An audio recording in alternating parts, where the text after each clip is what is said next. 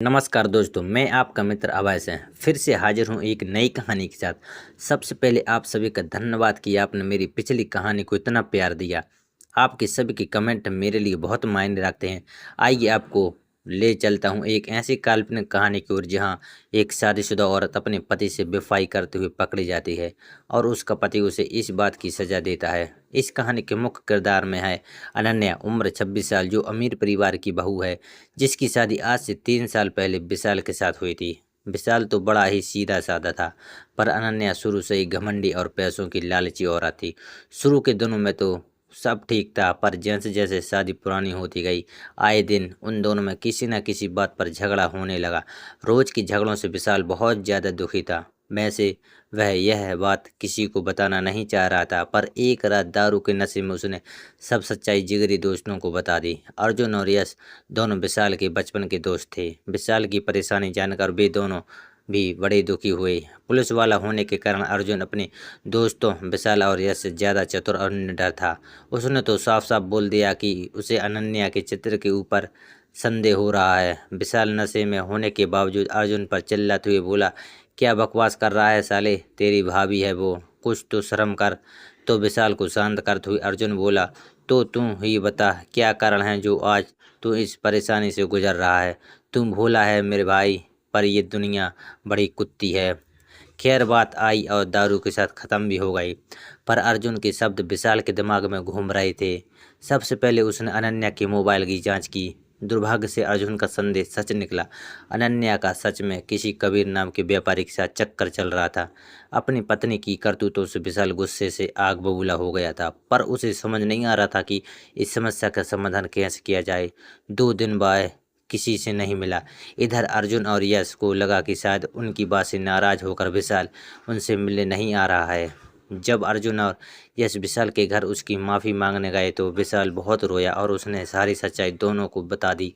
अपने दोस्त की हालत देखकर यश ने उसे सहारा दिया, पर अर्जुन अनन्या को आवारा, बदचलन, उल्टा, रंडी जैसे गालियां देते हुए अपनी भड़ास निकालने लगा। अपना गुस्सा कम करते हुए अर्जुन ने कहा, देख भाई, ऐसी औरतों को सबक सिखाना ही होगा, वरना ये तेरे जैसे कितने मासूम लोगों के घर उजाड़ देगी।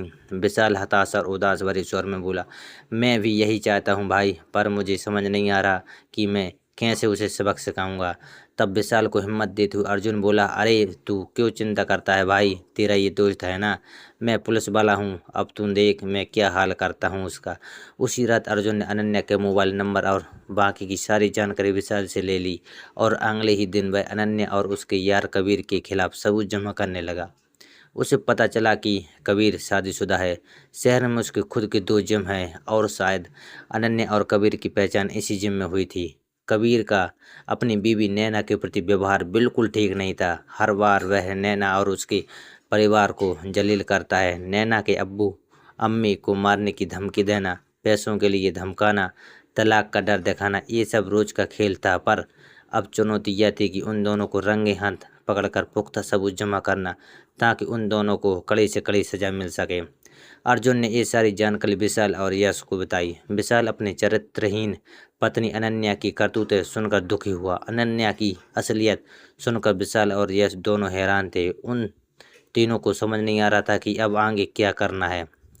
तभी अर्जुन के दिमाग में नैना का ख्याल आया। अगले ही दिन वे और विशाल नैना से मिलने चले गए और जैसे उन्होंने नैना को देखा तो उनका दिल भी मचलने लगा। अपनी भावनाओं को काबू करते हुए अर्जुन ने नैना के सामने उसके पति के काले कारनामे खोले तो नैना बेचारी फूट फूट कर रोने लगी। नैना की उम्र देखकर अर्जुन का दिल दौड़ने लगा। जानबूझकर वह नैना को उकसा रहा था कि उसे भी अपने धोखेबाज शौहर से बदला लेना ही चाहिए। अर्जुन का ये दांव काम कर गया। अपने धोखेबाज पति के जुल्म और अत्याचार से नैना अर्जुन के कहने पर उसका साथ देने के लिए तैयार हो गई। तब अर्जुन ने थोड़ा खुलकर नैना से कहा, देखो नैना जी, आपको अगर मेरी बात बुरी लगे तो माफ़ कर देना, पर अगर उस नीच इंसान को सबक सिखाना है तो आपको उसके सामने ही विशाल के साथ सोना पड़ेगा। अर्जुन की बात से नैना घबरा गई। पहले तो उसने इस काम के लिए साफ मना कर दिया, पर जैसे जैसे अर्जुन उसे कबीर के खिलाफ भड़काने लगा, वैसे वैसे उसकी नाव भी हाँ में बदल गई। नैना और विशाल एक दूसरे से मिलकर एक दूसरे की दुख हल्का करने लगे, पर अर्जुन की नज़रें नैना के शरीर को आंखों से देख रही थी। नैना की हाँ लेकर विशाल और अर्जुन की ने आगे की योजना पक्की कर ली। उन्हें पता था कि जब विशाल ऑफिस होता तब अनन्या और कबीर उसी के घर में प्यार करते हैं। आखिर वो दिन आ ही गया जब अनन्या अपने यार कबीर को लेकर अपने घर आई। विशाल की गैर मौजूदगी में वह कबीर जैसे पैसे वाले के साथ रात गुजारने को तैयार थी। अर्जुन की योजना के अनुसार विशाल और नैना उस दिन घर के आसपास ही छुप कर बैठे थे। नैना ने अपनी आंखों से देखा कि कबीर कैसे उसके साथ धोखा कर रहा है। अनन्या और कबीर को घर में जाकर आधा घंटा हो चुका था और यही सही समय था कि उन दोनों को रंगे हाथ पकड़ा जाए। चारों जैसे ही घर में घुसे तो उनको विशाल के कमरे से अनन्या और कबीर की आवाज़ें सुनाई दी। कमरे के बाहर पहुंचकर अर्जुन ने जोर से लात मारते हुए दरवाज़ा खोला। अचानक हुई इस आवाज़ से अनन्या और कबीर दोनों घबरा गए। पलटकर जब उन्होंने दरवाजे की तरफ देखा तो दोनों के चेहरे उतर चुके थे।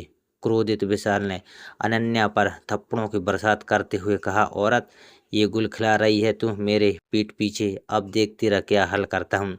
अर्जुन और यश ने आगे बढ़ते हुए कबीर की लातों घूंसों से पिटाई करने लगे तो नैना कबीर के बाल नोचने लगी। कुछ ही समय बाद पूरे मोहल्ले में हंगामा मच गया। लोग इस घटना पर तरह तरह के कयास लगा रहे थे। अनन्या की बेवफाई और कबीर की धोखेबाजी की खबर आग की तरह पूरे शहर में फैल गई। कबीर को पुलिस ने गिरफ्तार कर लिया और उसे कई गंभीर आरोपों में जेल भेज दिया गया। अनन्या को भी सोसाइटी से निकाल दिया गया और उसे अपने मायके जाना पड़ा। विशाल और नैना की शादी हो गई। दोनों एक दूसरे के लिए बने थे, लेकिन इस घटना ने दोनों के मन में एक गहरी चोट पहुंचाई थी। विशाल को अनन्या के धोखे से बहुत धक्का लगा था। उसे विश्वास करना मुश्किल हो गया था कि वहीं नैना को कबीर के अत्याचारों से बहुत पीड़ा हुई थी। अर्जुन और यश ने विशाल और नैना का हर संभव सहयोग किया। वे दोनों ही विशाल के अच्छे दोस्त बन गए थे। कुछ समय बाद विशाल और नैना एक बच्चे के माता पिता बने। उनका छोटा सा परिवार बहुत खुश था, लेकिन कभी कभी रात को विशाल अकेले ही रोया करता था। उसे अनन्या की याद आती थी। वह सोचता था कि आखिर उसने ऐसा क्यों किया। नैना भी अक्सर कबीर के बारे में सोचती थी। उसे डर लगता था कि कहीं कबीर जेल से छूटकर बदला ना ले ले। तो दोस्तों, यह थी आज की कहानी। अगर आपको मेरी कहानी पसंद आई तो कृपया मेरे चैनल को सब्सक्राइब करें और घंटी दबाकर सभी नोटिफिकेशन चालू कर लें ताकि आपको अगले वीडियो की सूचना सबसे पहले मिल सके। आपके प्यार और सपोर्ट के लिए धन्यवाद।